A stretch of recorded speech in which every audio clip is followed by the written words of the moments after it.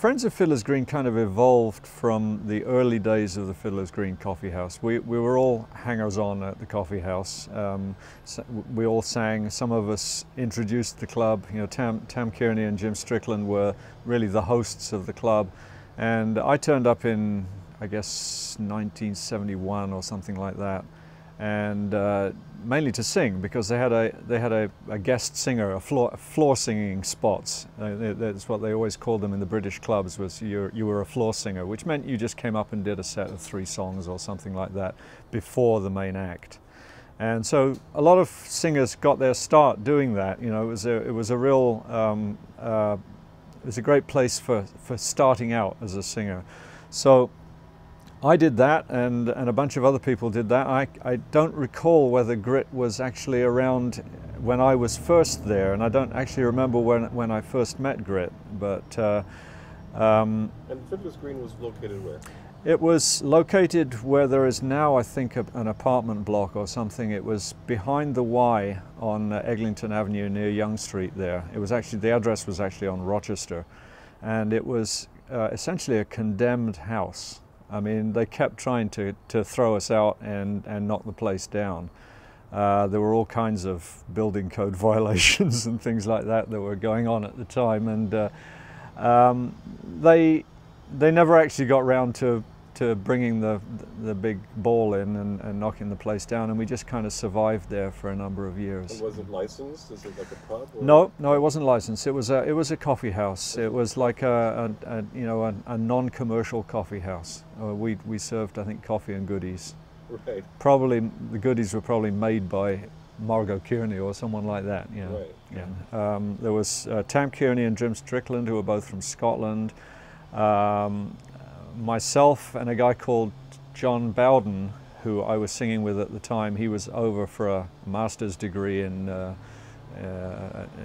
German, I think, at McMaster University, and he sang the same kind of stuff that I did. So we were kind of part of that first accumulation of singers and musicians.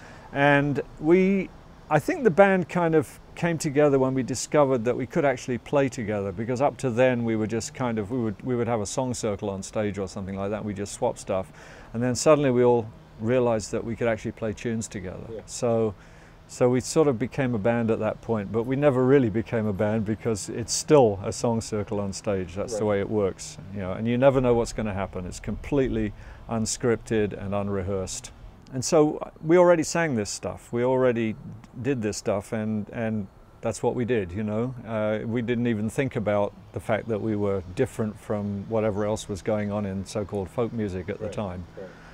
And when we got to Mariposa, now that was, you know, there was this huge kind of realization that what we did was just another part of that whole patchwork, you know, that singer-songwriters weren't the be-all and end-all of folk music either. There was all this other stuff going on.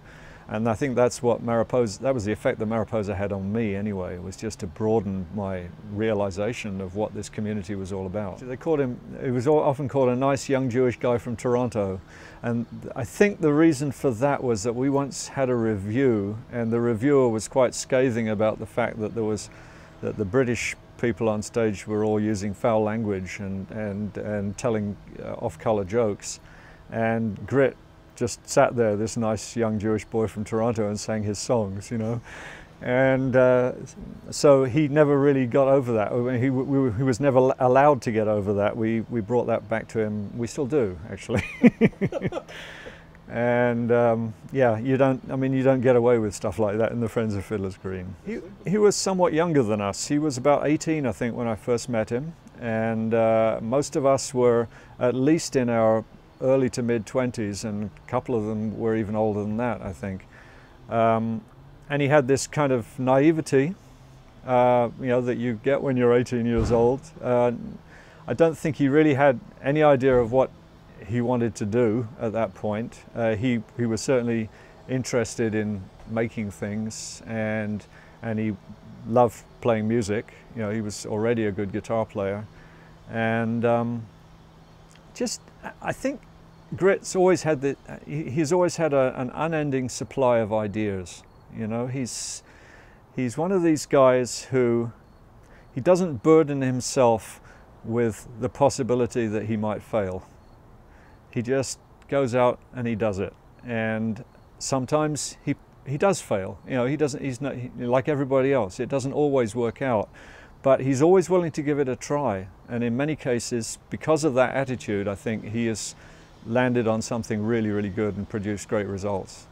You know, I think that's one of the things that you have to say about Grit, is that he's always got this positive attitude.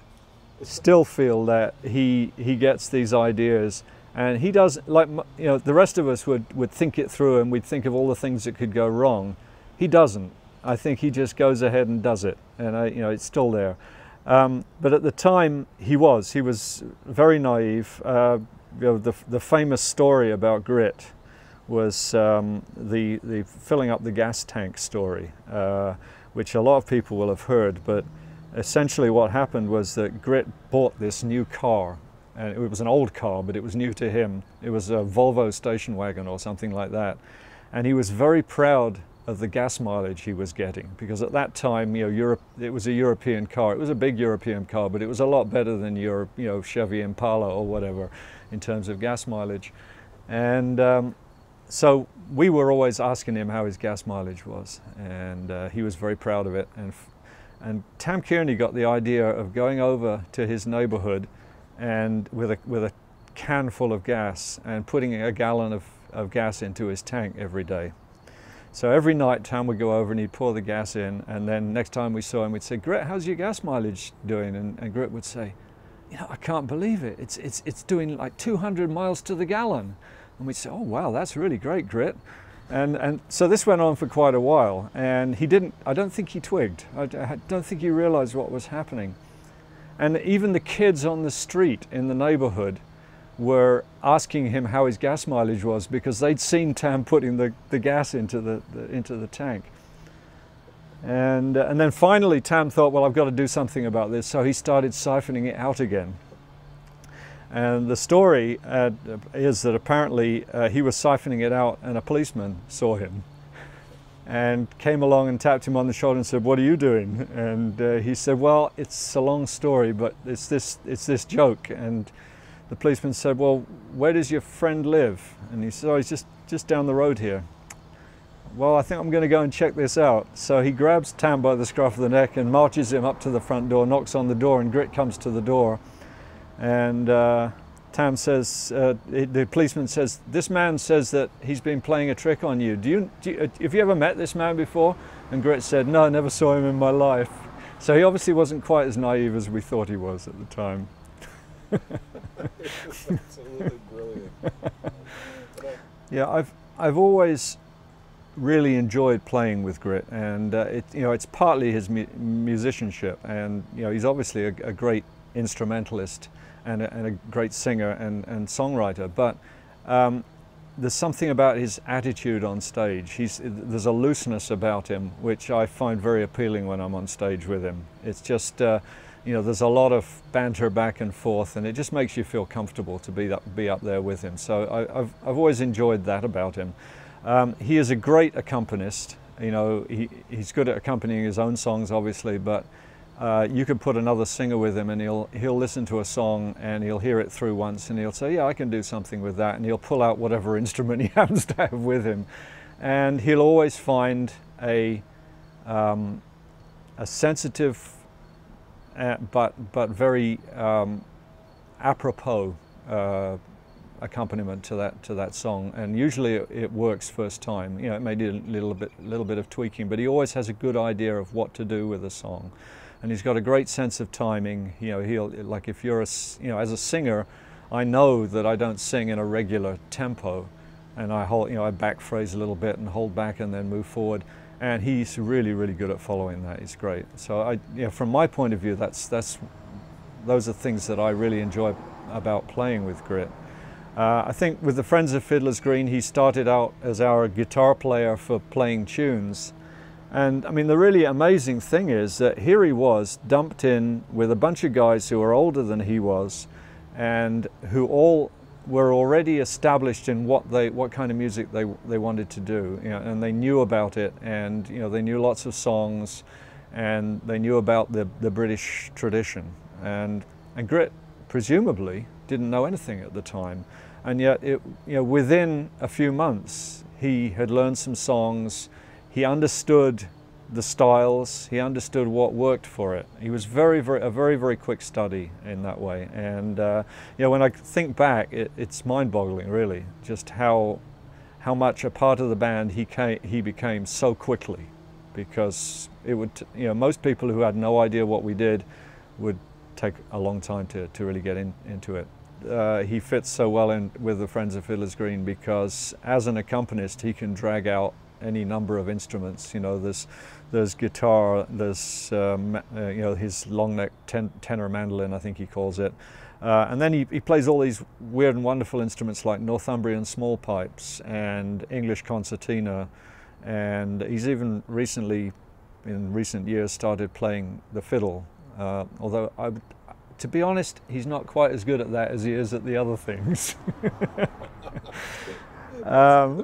But he's played banjo and all kinds of other stuff. He'll turn his hand to almost anything, and he's got that kind of musicality that which he's able to do it. He's able to come up with a decent result on any of those instruments, and so it gave us a huge choice of textures to put behind songs and things like that. Most of us play, well, I only play one instrument. Some of the other guys in the band play maybe 2, 3 instruments, often similar instruments.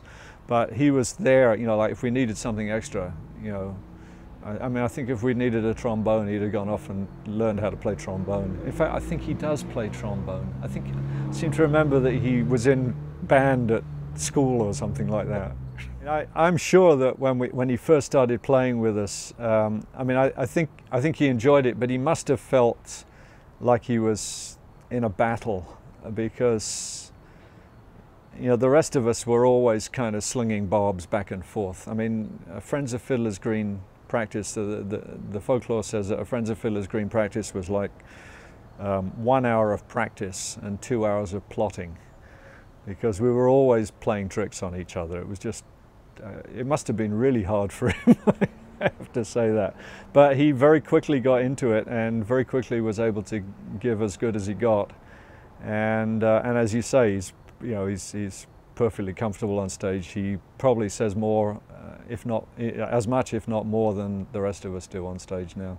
Yeah. I think over the years he's developed a lot. I think when he first started out, he had this kind of earnestness and innocence about his songwriting that didn't really go down too well with the rest of the band, I think. He wrote a few songs that were really bad. There was one song that we always tease him about that was called, it was basically about a little boy who lived in downtown Toronto, and his mother always told him to stay away from Bloor Street, and the chorus of the song was "Stay away from Bloor Street, aha," or something like that. And it was a pretty bad song. It was really bad, and we teased him mercilessly about it. But I think the great thing about Grit is that he understands the role of the songwriter in music. He understands that it's important to write songs that draw an audience in. It's important to write songs, to have some chorus songs, for example, to have something that engages the audience. He has a lot of songs of social significance, a lot of songs about various social causes that he cares about, and that fits really well into that kind of community building thing. His melodies are always great. He's got a real sense of a singable song, and I'm actually in some ways surprised that there aren't more people singing some of his songs, because they're